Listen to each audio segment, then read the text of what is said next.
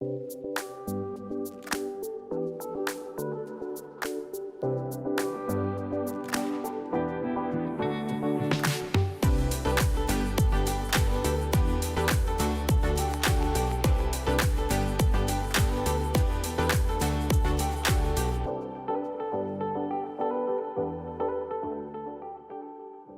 everyone, and thanks for joining another great brand storytelling session. And I'll tell you right off the bat, I mean, a shameless plug for brand storytelling that brings amazing people together in communication, brand arts, and of course, storytelling for brands. I've been chatting with Ashley and the team for 15 minutes. And if you don't know this team, you've got to get to know them. They're awesome. They're my new favorite people. And I've never said that before on a panel. I swear to you. I'm super excited to have them all join us. And Ashley is joined by Erin and Taylor from her production company. And we're here to talk about an amazing film. And we were just chatting, and maybe it was just me, but when you hear about such a big feature like Black Beauty coming to Disney, you immediately think, of course, that's what Disney does. They find great properties, they do remakes, let's do Mary Poppins over again. And that was my inclination, was wow. And Ashley was able to get this great gig, probably because of her passion for horses, but that's not how it happened. So Ashley, just want to tell us how actually this was your creation and Disney came to you. Thank you so much, Marcus. So I grew up with horses. I grew up wanting to be a children's book author, and I thought that that would be my path. And I went to school in New York and ended up in LA after getting my small business, my production company off the ground and getting a few independent films financed. And with that portfolio, I finally started getting into rooms with some wonderful producers and finally got to meet Jeremy Bolt, who produced Black Beauty.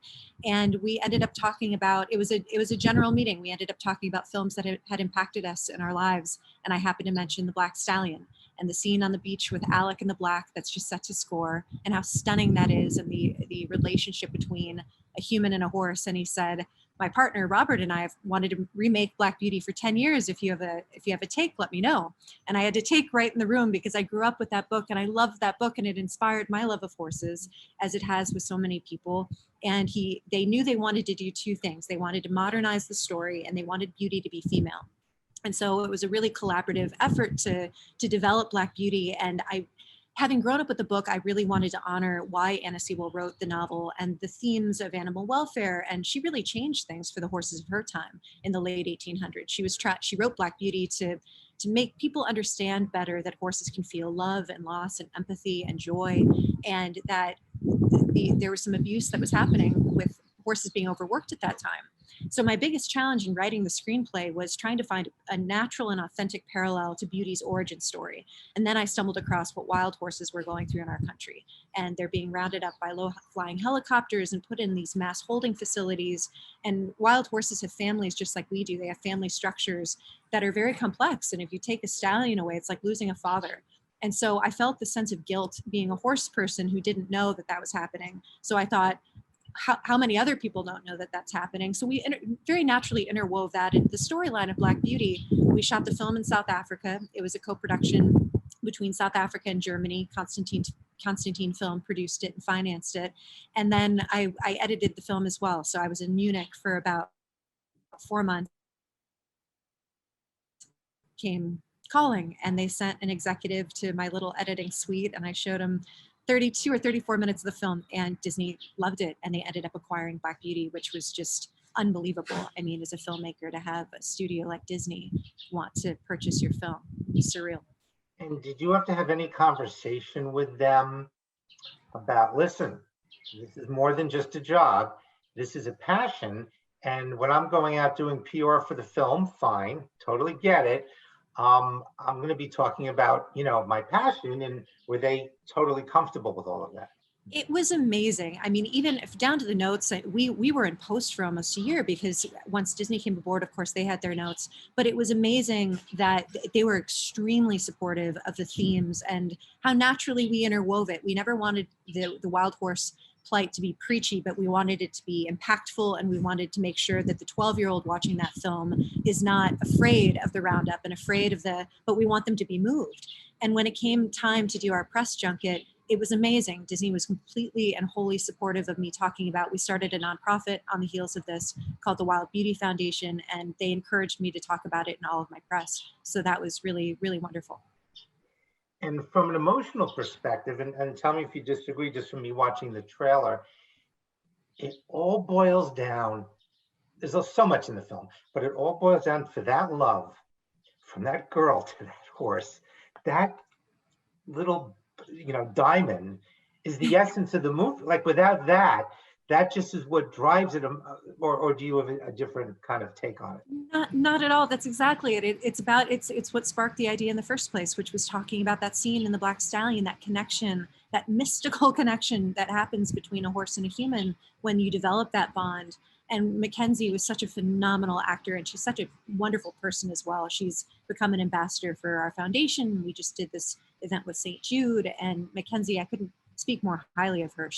But she came down to South Africa. She had been training for months to prepare, and then she got down there, and at any moment that we weren't rehearsing or she was in a fitting, she was with the horses at the stable, and that she bonded with the main horse was called Jenny, where you see the horse walking around or following her, and they developed a very natural bond, which is why it feels so authentic. She also did her own stunts. Oh, I was going to ask, so there was probably multiple horses for the different scenes, but Jenny was kind of the main horse who probably had a couple of a trainer and Yeah, we had over 20 Black Beauties at different ages, but two horses played the main horses. There was Jenny, who was with Mackenzie, and then Spirit was the wild horse, and Spirit was my favorite. Oh, that's amazing. I mean, it really is it's such a franchise, like to be entrusted to tell that story. And, now it won't be told again for God, it had how long did you instantly know exactly how you wanted to tell the story? Or did you have to evolve and really go to different iterations before you nailed the one narrative you wanted to tell? It's a really great question. I haven't gotten that question before. It did go through some iterations, but the spirit of the original idea very much stayed the same. It was about Beauty being a wild horse and being rounded up.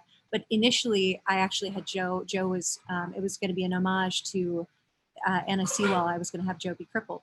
And so what remained at the very end, there's a little girl at the end of the film that comes to Birtwick when Joe is older. She's rescued Beauty. And Joe says Anna, and Anna comes up, and she's on crutches. So that was a little nod to Anna Sewell, who was crippled, and that's why she wrote Black Beauty, because she was carried by horses. And were there any issues in getting? Oh, it was in the public domain, so you didn't have to deal with her estates or great grandkids, or right. Yep, public domain, and it's a challenging story to tell, given it's so unique because it's from the horse's first person perspective. And so it was very interesting to try to balance the voiceover and Beauty storytelling with the human story and that ebb and flow throughout the film. So it was a very interesting challenge as a writer and as an editor. And when you thought of who could portray that voice, I can't imagine Kate Winslet was the first name that came to. She was. And I really try very hard, unless you're writing something for someone, I try not to think about actors, because you never know if it's scheduling, if it's budget, if they just don't like the script. But immediately when I started writing Beauty's voice, I really like writing to speech idiosyncrasies.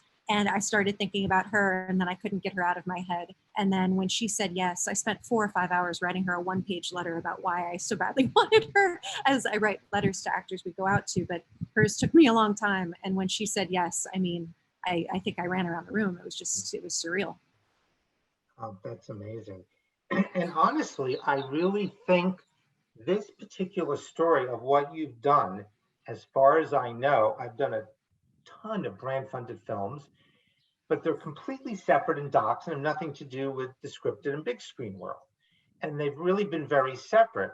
And yet you were able to combine the two with this documentary you're doing, which connected to the big, and the timing working out. Honestly, I've never heard of, did you think all the pieces would fall into place? Or were you like, oh my God, this is quite, how am I going to get all of this to work and get everyone on board, and the brand and Disney and everyone plays nice in the sidewalk? It's all just organically work, and you've got a magic wand. It's just, well, I mean, goodness, everybody really threw their shoulders into the collar on the film, because we shot Black Beauty for $12 million, 12.5, which was, I mean, not with 50 horses and all the stunts and the VFX. Everyone really, I think it was because of what it was, and the spirit of what we were telling was so special to people. Everyone worked that extra 20%. The crew was unbelievable.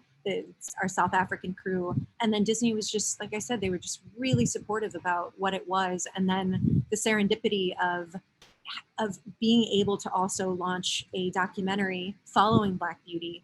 So the way that happened in 2019, before we shot the film primarily in South Africa for tax credits and budget, and the topography looks very similar to the Western US and parts of upstate New York, that's where we shot Black Beauty. But I really wanted to authentically show real wild horse footage in the movie, because wild horses they just look so different than domestic horses. And it was also an authenticity thing that I just hoped we'd be able to do. And so we weren't going to be able to greenlight that budget in time to go film those pieces before we left for South Africa. So my husband, who's my producing partner in all things, Ed, we went to two friends that loved animals, and we thought they might be supportive of a documentary project. So we raised a little bit of independent financing, and we went out and we shot footage of wild horses in Utah, Nevada, and Wyoming. And we watched real roundups, which really, they were heartbreaking, but really informed how I approached the roundup scenes in Black Beauty, which of course we staged. But so after we filmed 2 weeks of the stunning footage, of which only a couple of clips are used in Black Beauty, but at the top of the film where little baby Beauty is looking at her family, the horse is in South Africa, but the clips of her family are actually from Utah. Well, Erin or Taylor, do you want to fill in a little bit about the foundation and working with the brand while we get Ashley back online? I mean, I can fill in as much as we know, because what Ashley has done with her foundation is really organically gotten a sponsor on board, which is Blundstone Boots. And when Ashley's back online, she can show a little piece that she did with them. It incorporates the brand, it incorporates the product really organically, and it was done very seamlessly. And we're really proud of the way that has come off. I know the Blundstone people are really delighted with what they have seen so far with the footage and all of the cuts, and it's just been a really great process with her, like watching her work. Yeah, and she's, you know, as you know from the film, she wrote it, she directed it, she edited it. I mean, just a trifecta of skills. And she really brought that with this particular project with Blundstone. And, you know. Yeah, look, just speaking selfishly, it's very hard, because 90% of the films we do, we sit with the brand, decide to make a film, and it originates with them. It's very hard to reverse engineer it, where you have an idea for a film already, the train's leaving the station, and you want a brand to come on board and well, buy a big ticket. Right. So that's quite an accomplishment. There we go. Very good. And so Ashley, we've kind of we've set it up nicely for you to go ahead and show, if you want to show one of the Blundstone pieces. We've set it up for you while you were relocating, so go for it. Okay. Awesome. Have you ever been around something truly wild? The power, sensitivity, and grace of a Mustang. There's nothing like it. You have to move slowly, carefully. Your intentions have to be open and pure. And if you're true to a wild horse, they give you their whole heart for the rest of their lives.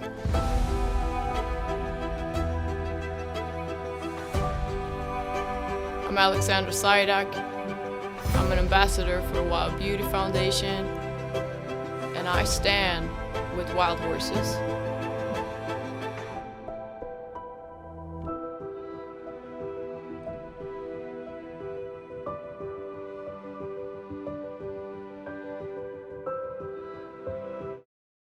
And so we were talking about, when you were off for a minute, I was saying how, you know, all my agency does is brand funded films, and we rarely get brands interested in films if it didn't originate with them.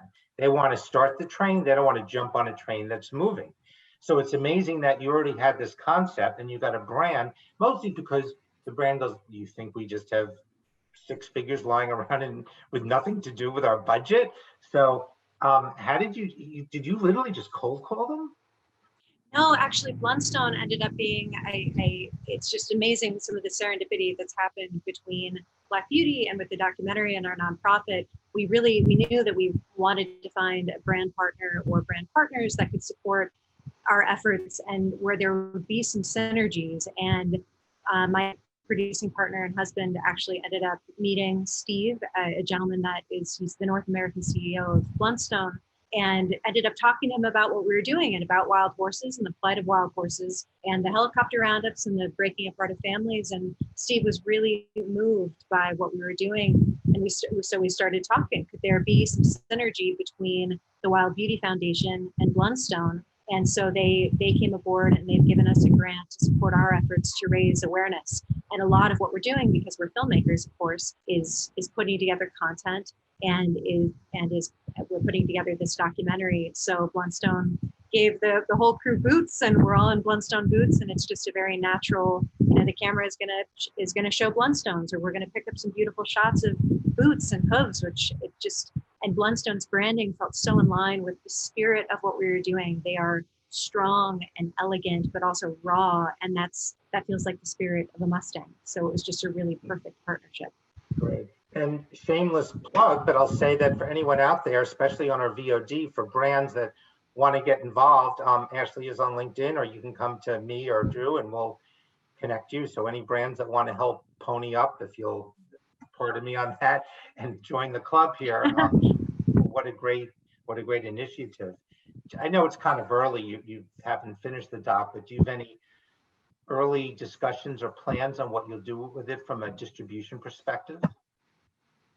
Yes, so we're actually leaving on Sunday to film for about a month. We're going to Utah, Wyoming, Montana, Colorado, and Arizona. We're filming a number of herds that sadly, a few of them are about to be decimated and rounded up.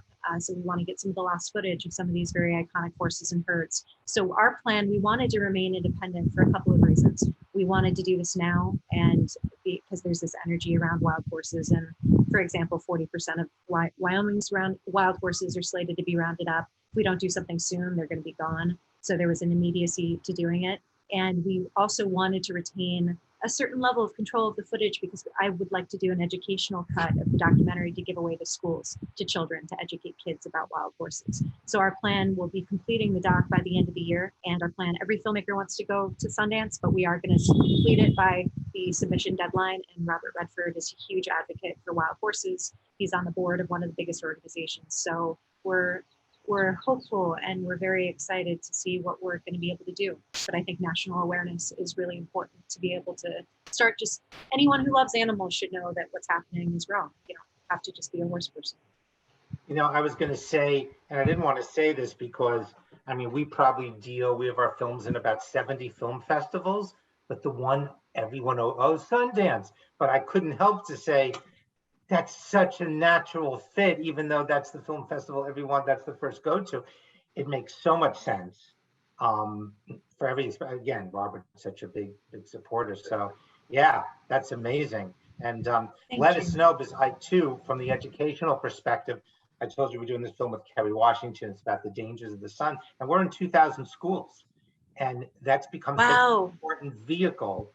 I didn't know we'd get that kind of response from teachers who want more content, and if they just go to their old library. So I think that's so smart to have that as a channel for distribution. I think that's great. I'm looking at some of the questions here. Okay, so one of the questions, and I think it is our oh, go ahead. Sorry, there's a question in the chat box, which was, did Blundstone give you any, outside of please wear our boots, please make sure we see them in the final cut, outside of that, did they give you any other guardrails or parameters you had to work with? No, it's just, I show them everything. I show them cuts just like I would with an actor, just to make sure that that everybody's happy. And that's more of a graceful thing, to make sure that you know, everything is displayed and all parties are happy. But no, it's just we ideally want everyone in Blundstone boots, and and branding. Blundstone is a title sponsor for the Wild Bee Foundation, and will be a sponsor of the documentary as well. But that's basically it. Everything else was just very much in line. So you obviously don't know this yet, so you don't have to answer, but the one issue I have with every brand as we're getting into post is they're like, where do we show up? Do we show up presents at the beginning of the film? Do we show up proudly sponsored by the end of the film? And we get into the discussions. Probably a bit early for you to answer that, but. Well, actually, I can, because it was really beautiful when I ended up editing an announcement video with all of our beautiful footage from 2019 of wild horses. And we didn't, at that point, I cut this a couple of weeks ago, and we had not yet filmed anything with Blundstone boots. And so one of my questions actually to the brand was, is that okay? Should we film something with the boots first for the announcement video? And they said, no, let's just show the wild horses and what this is all about. And Blundstone has very much made it it's not about necessarily the being showy about the brand. That's not the spirit of it. It's about the issue and raising awareness. And they're just proud to stand by us and to help us with that. But on the heels of that, if you'd like to see, I'd love to show our announcement video, which is coming out, I think today. And this contains a lot of beautiful footage from our documentary.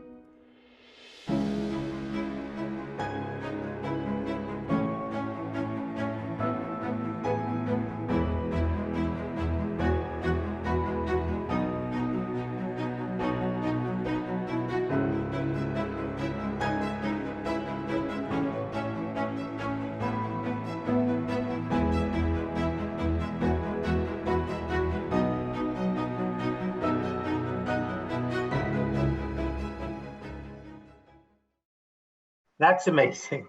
You know, it really is. And you think about it, one of the few good things that came out of COVID is you've seen all the stories how rescue shelters are empty. Because since people, you know, every time I'll tell someone, why don't you have a dog? Oh, I work all day. And that excuse went away because people are working from home. So we're like, wow, something good happened. Now you literally have friends going, I can't even find a dog in a rescue shelter.